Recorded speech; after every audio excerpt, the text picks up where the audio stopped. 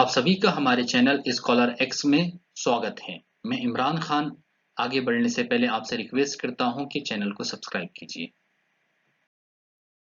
सबसे लास्ट में इंडिया में आने वाले थे वो है फ्रेंच, यानी फ्रेंच ईस्ट इंडिया कंपनी।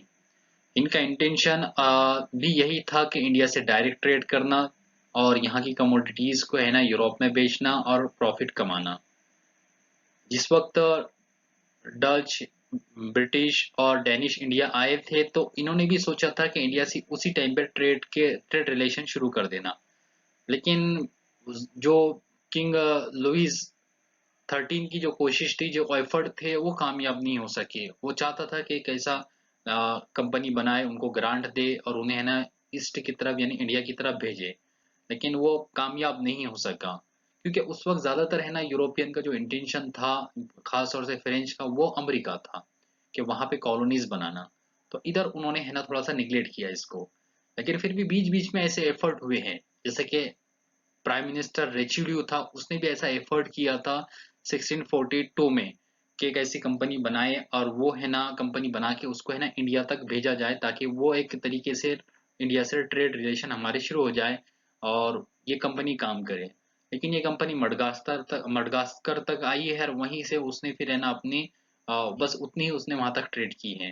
तो इनिशियल में जो 40-50 साल थे वो ज्यादा इन्होंने ना टाइम पास ही किया है। तो वो इंडिया से कांटेक्ट बनाने में फेल हो गए थे। लेकिन हम देखते हैं कि बाद में जो है ना ये काम जो किया था वो कोलबर्ट ने किया था। ये जो कोलबर्ट था ये लुईस 14 का प्राइम मिनिस्टर था।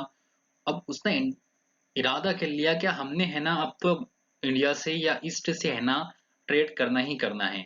तो हमें अब कंपनी बनाना है। तो उसने जितने भी मर्चेंट थे वहां के फ्रेंच के सबको एक जगह बिठाया, बुलाया और उसने कहा कि आप अपना शेयर डालिए इसमें और हमने एक कंपनी बनाना है। और सब रेडी हो गए उसके लिए और उन्होंने कंपनी बनाई और उसका नाम उन्होंने फ्रेंच में रखा था। फ्रेंच में फ्रेंच इसलिए कंपनी को ला कंपनी डेस इंडीज ओरिएंटल कहते हैं। ओरिएंटल के मीनिंग ईस्ट होते हैं। ठीक है जी। तो ये बनी थी 1664 में और यहाँ से फिर है ना फ्रेंच की इंडिया से ट्रेड रिलेशन शुरू हो जाती है।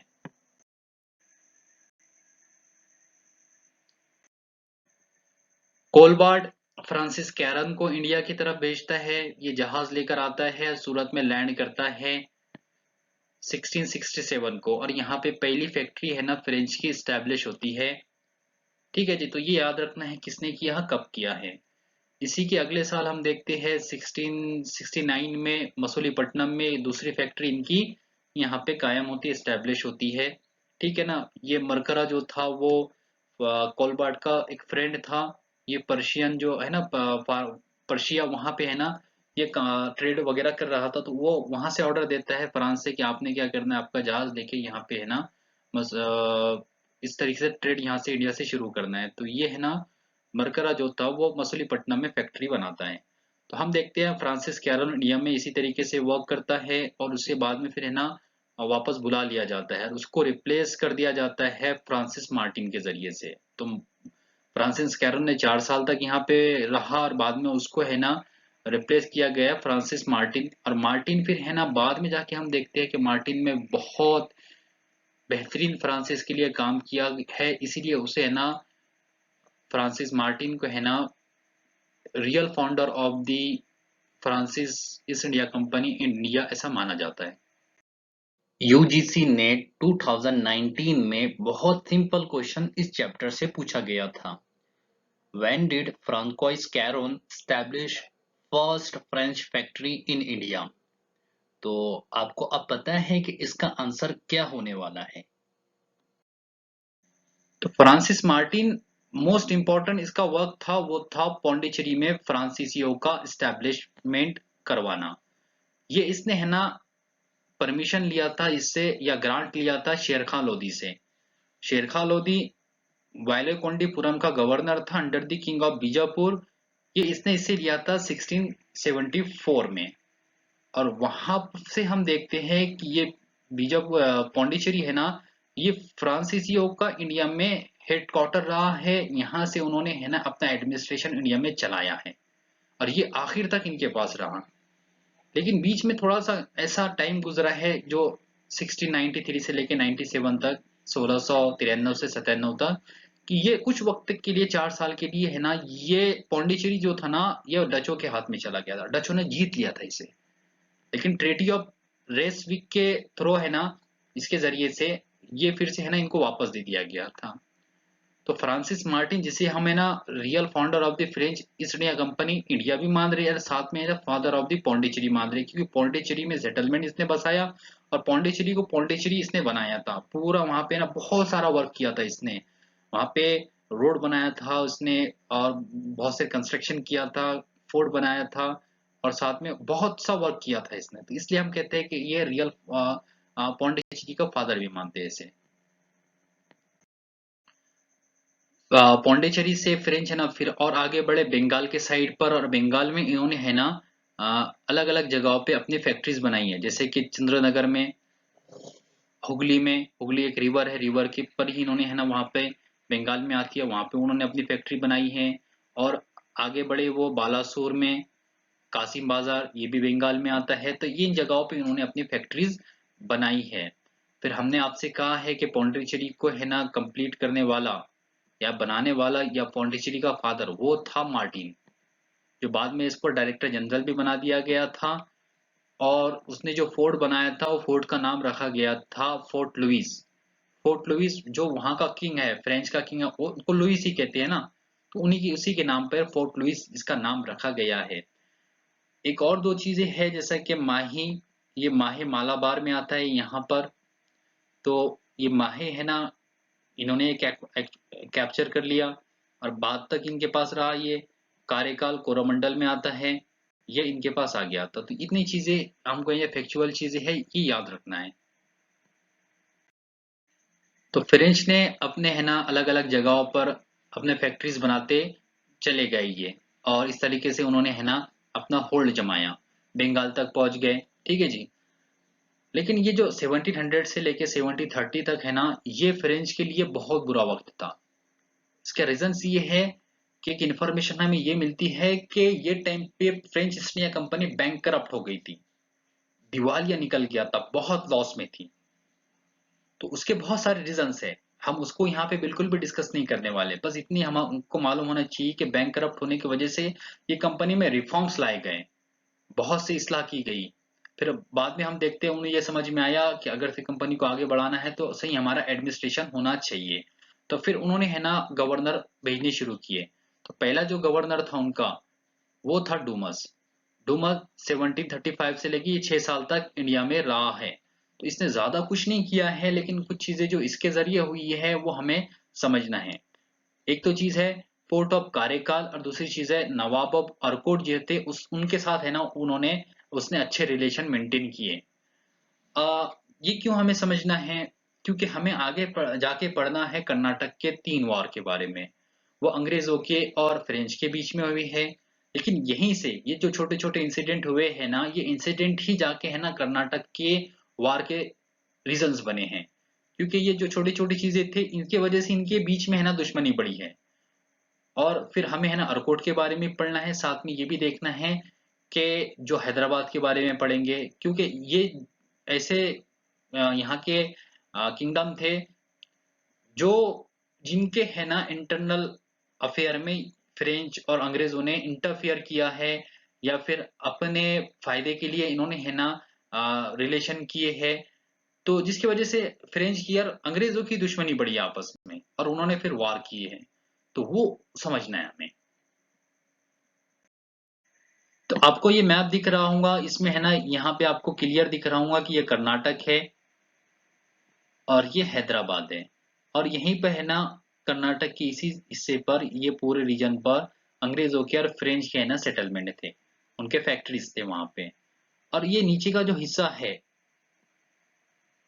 ये यहाँ पे छोटा सा स्टेट था तंजावुर करके। तंजावुर के बारे में पहले ही आपको बता चुका हूँ कि शहाजी राजे जो बीजापुर के अंडर में काम किया करते थे, तो उन्होंने है ना हमला किया था यहाँ पे, और इस तरीके से मराठों के हाथ में आ गया था। तो उन्होंने अपने बेटे को वेंको जी को छोड़ा था वहां पर। तो वेंको जी ने फिर वहां से रूल किया है। तो उनके जो पुत्र थे बाद में, शाहूजी, शरपोजी, तुकोजी तक इस तरीके से रूल वन बाय वन हुआ है। तुकोजी के डेथ के बाद उनके जो पुत्र थे वो आपस में लड़ना शुरू कर दिया उन्होंने गद्दी के लिए। तो उनमें से एक था, उसका नाम सानूजी था। तो वो फ्रेंच के पास चला गया था कि भाई तुम मेरी मदद करो गद्दी पे बैठने के लिए, इसके बदले में मैं तुमको है ना कार्यकाल दे देता हूँ। तो उसने कार्यकाल ऑफर किया था और फ्रेंच ने है ना दोनों हाथ से लिया था। तो इस तरीके से फ्रेंच के हाथ में कार्यकाल आया था।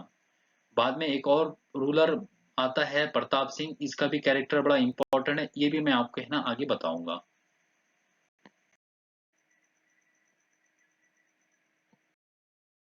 नेक्स्ट फ्रेंच का जो गवर्नर था वो था डोप्लेक्स। ये बड़ा पावरफुल और बड़ा स्ट्रांग गवर्नर था फ्रेंच की तरफ से। इसके टाइम पर 3 कर्नाटक की वार हुई है और इसने है ना अंग्रेजों को घुटने टेकने पे मजबूर कर दिया था। बहुत बेहतरीन डिप्लोमेट था ये। तो इसने पूरा पूरा फायदा उठाया अपनी डिप्लोमेसी का। लेकिन ये अलग बात है कि इसके जो थर्ड कर्नाटक की वॉर थी उसमें अंग्रेज जीत गए थे, फ्रेंच हार गए थे, लेकिन इसमें डुप्लेक्स की कोई गलती नहीं थी।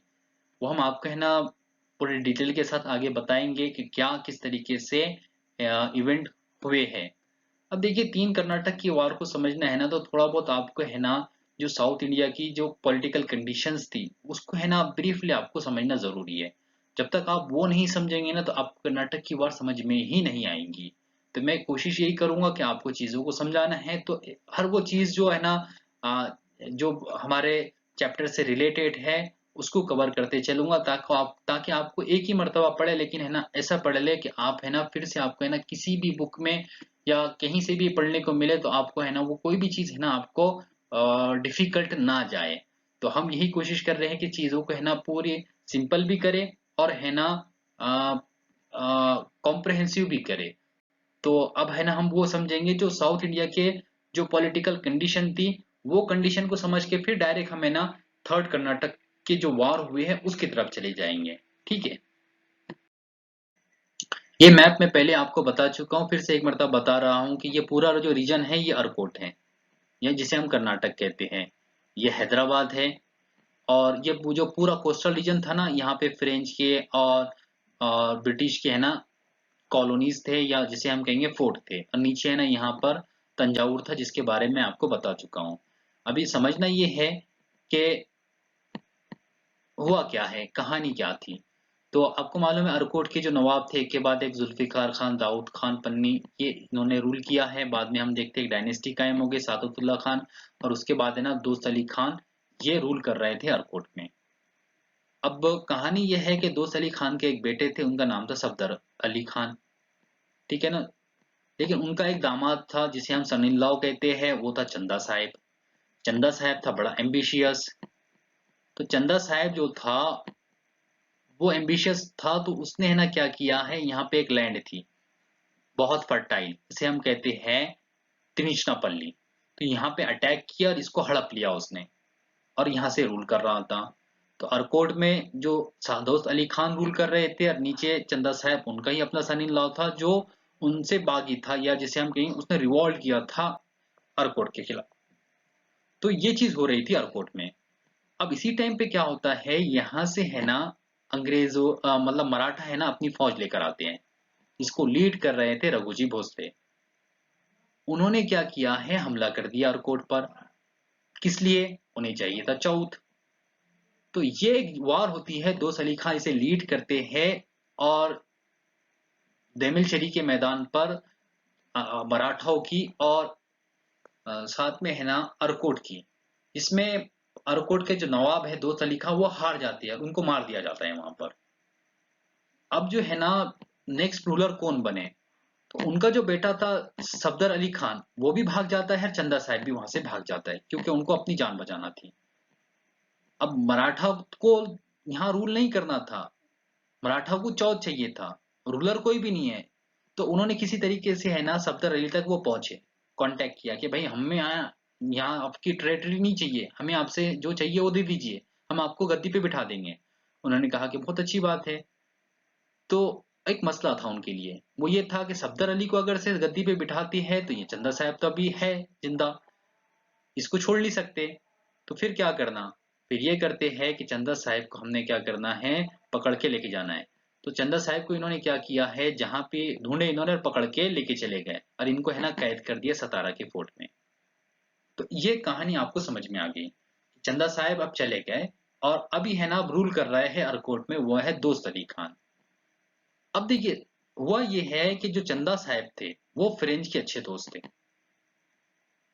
फ्रेंच के अच्छे दोस्त थे। तो इसलिए चंदा साहब तो चले गए, चंदा साहब के जो बीबी बच्चे और जो भी उनका खानदान था, वो उनको है ना अब सर छुपाने के लिए जगह नहीं थी, तो वो गए हैं फ्रेंच के बाद पौंडीचेरी।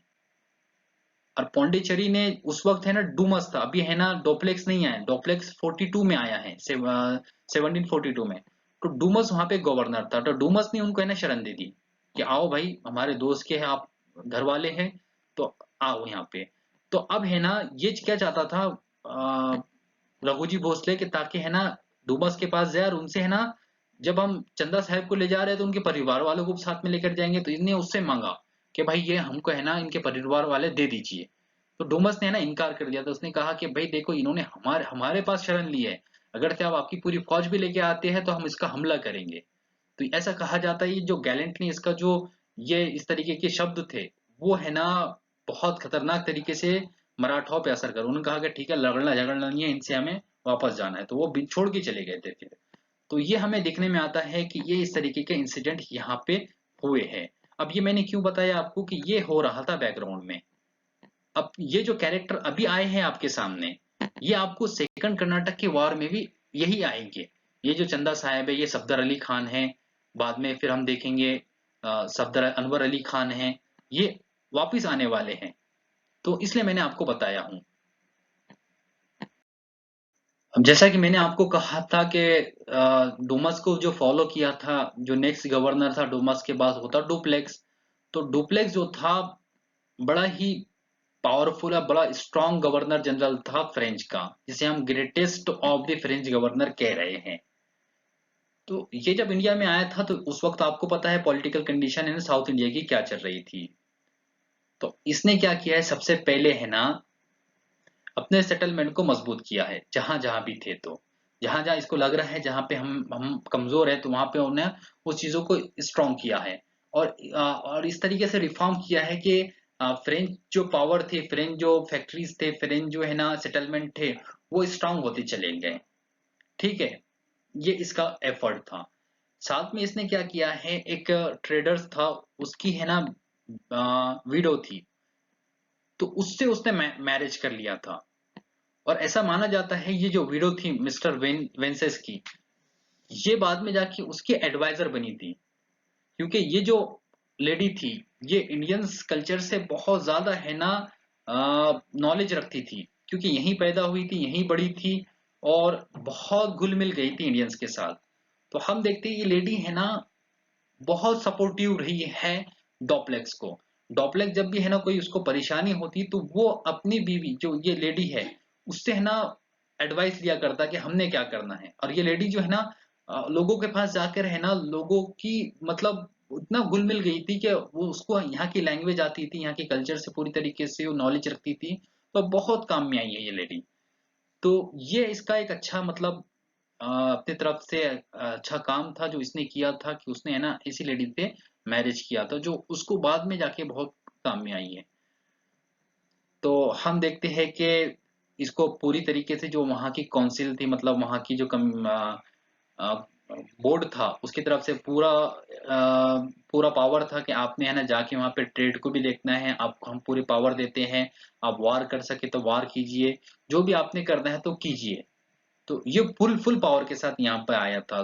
तो हम देखते हैं कि ये आया था और इसने बहुत बेहतरीन तरीके से है ना फ्रेंच एम्पायर को बढ़ाया है। ये अलग बात है कि थर्ड कर्नाटक की जो वार हुई थी इसको वापस बुला लिया गया था, जबकि इसकी कोई गलती नहीं थी।